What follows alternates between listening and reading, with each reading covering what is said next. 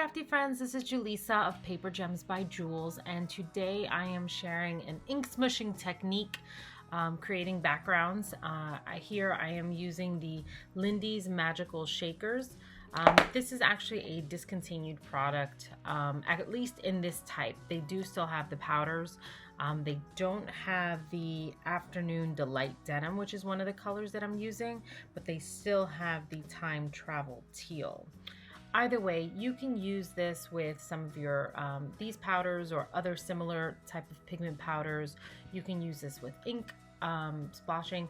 What I like about these powders is that they are highly pigmented powders. So you can see here you use very little and you get a lot of color. So I'm actually throwing in a little bit more of that turquoise color just because I see that that blue is a little heavy, so I'm just mixing it in, but it all comes out to a similar color just because I splished it in too much, maybe used too much water. But by doing that, I am creating not one background but four, and the truth is you could probably make even more depending on how much color you want on this. This one is super saturated, as you can see. I'm just swashing it around with a big brush. Note to self, maybe you want to use gloves with this one. I didn't. As you can see, I'm trying to wipe it off, but this blue was under my nails and on my fingertips for about maybe 4 days, even with scrubbing and stuff. It's solid ink. So this is my second panel. You'll see I'm just spreading it around. I am going to cut some of these down. I'm only going to be demonstrating a card being used with one of them, and it happens to be the lightest one, so that will be the last one that I make. But as you can see, like, it can pick up colors. The one panel that I'm using is already saturated, so it's kind of consumed all the ink, but I'm using the stuff that's all over the background now to create another background. And the great thing is, if you want a grungy look, if you wanted to have some splatters, you can do that. You can blend it all in. That's kind of what I did, but you can also have it look like, you know, under the ocean. It can be grungy.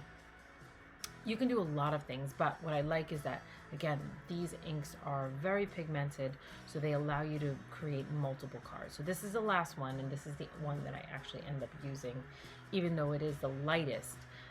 But it just kind of gave me an idea as I was doing this, because I wasn't even sure what kind of card I was making at this point.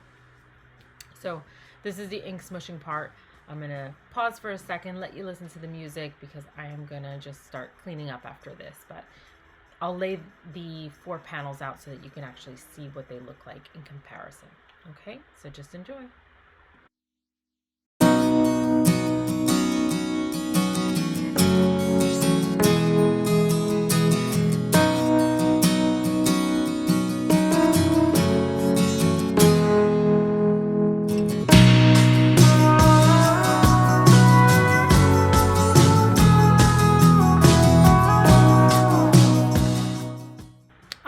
And we are back. 4 panels are done, and you can see they all look very different.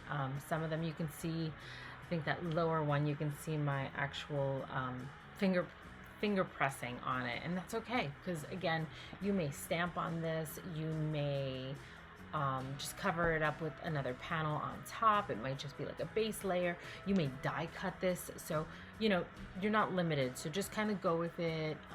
Right now I'm drying them. This one was super saturated, so you'll see that it curls, and another way to uncurl it is to heat the opposite side, so that flattens it out. A couple other tricks to flattening panels out that are watercolor that might be curled. You can put them through a laminator.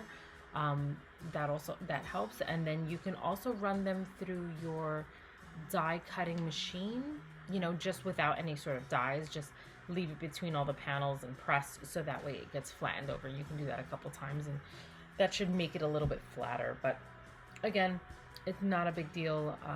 This is, you can, again, I'm still in the process of cleaning because these are very saturated and going through the motions, but using a heat gun, you can dry these. And these inks also have a little bit of shimmer, so as you see the pages kind of go back and forth in the light, you might see some of that glimmer, which is a really nice touch. But what I'm going to do with these panels is I'm going to use the new July 2023 Kit of the Month by Unity Stamp Company.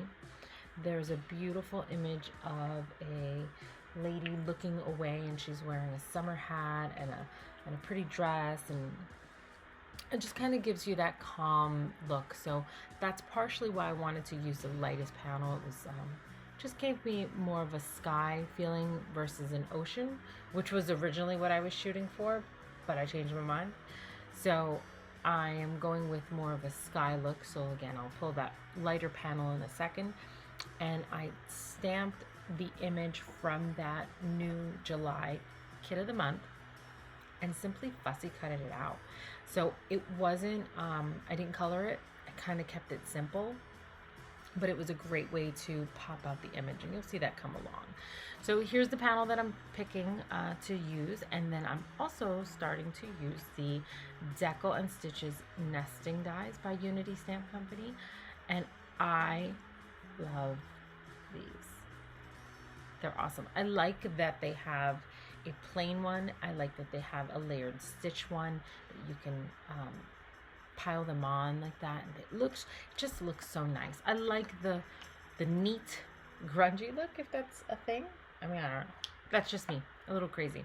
I like rectangles, I like solid shapes, I like symmetry, so having a little bit of a deco edge makes me happy because it kind of gives me a little grunge without being too off. So I also use that same die to die cut the image on the bottom so that it matches perfectly. Again, I like symmetry, I like it to be neat, so that was my way of kind of keeping that organized. So, and I apologize that this is more on the bottom of the video, but I was kind of having a rough week, so I was trying to kind of get this in. All right, so I am now moving on to the sentiment, also from the Kit of the Month, and I am using the new Scalloped and Stitch Sentiment Nesting Dies. These are also by Unity Stamp Company. These are great because they fit almost every single one of their sentiments. Whether it's a skinny one, whether it's a two-layered sentiment, you know, where you have two lines, they have dies that will fit that.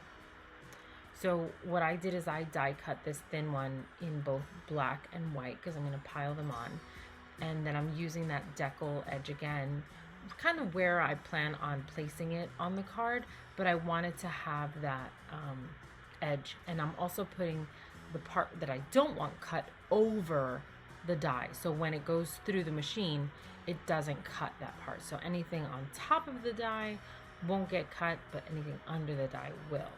So as you'll see, it lines up perfectly on that edge, keeping it, again, super neat. Very simple technique. You can create a ton of backgrounds. This is great if you're making holiday cards, if you are making multiple birthday cards.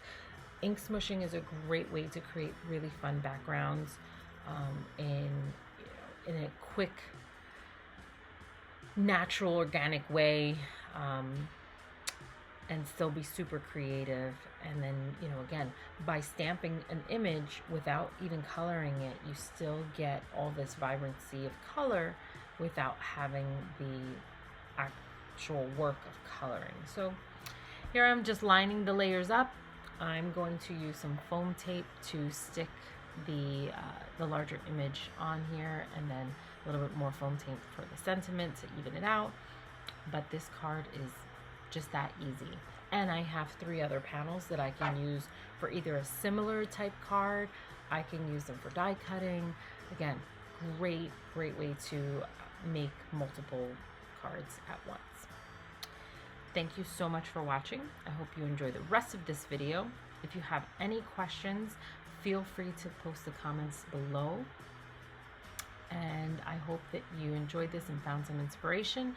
And please consider subscribing and liking this video. Thanks so much.